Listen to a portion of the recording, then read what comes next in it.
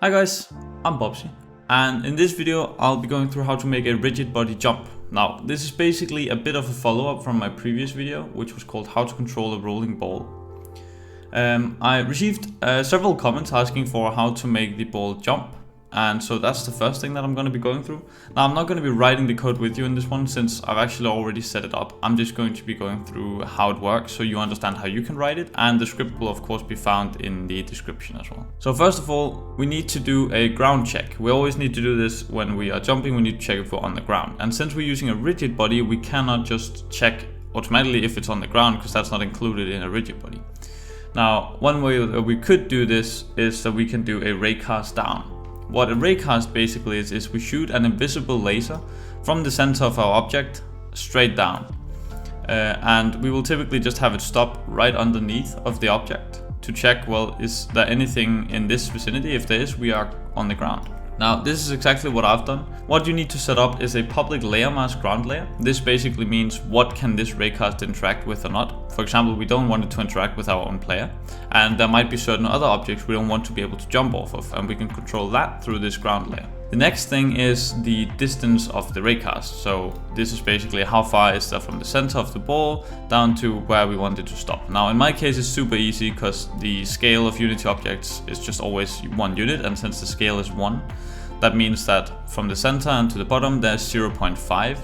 So this is why I've set it to 0.6, as you can see over here, because that's 0.1 unit further down. That might be a little bit more difficult if you're working with custom objects. You need to figure out what the distance and the size of these is. Now the next thing is we just have a bool calling isGrounded, and isGrounded is basically what we set to true or false that we can manipulate with this ground check, and we can use to check if we should be able to jump or not. So if we scroll down here, you can see first of all I've set up a ground check, and I do this with a basic raycast. If you don't know how raycasts work, I would also greatly recommend going to the Unity documentation, but in this case you would just set up a new raycast hit, and I just called it hit.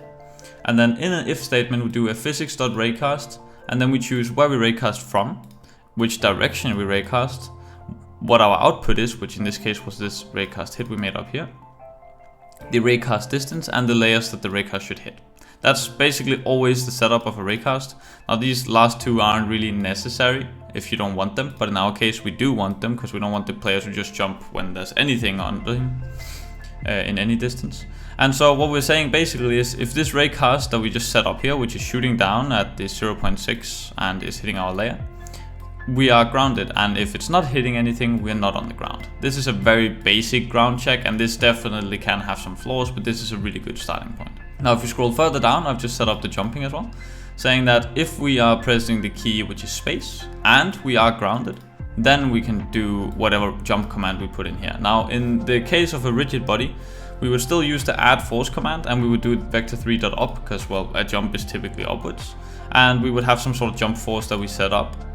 And we need to set force mode.impulse. This is basically what means that the force is added instantaneously, whereas if you don't add this, the force is added over time. But since it's the case with the jump and it only happens the millisecond we press the key, well, we need to add the force instantly because it doesn't have the time to add the speed.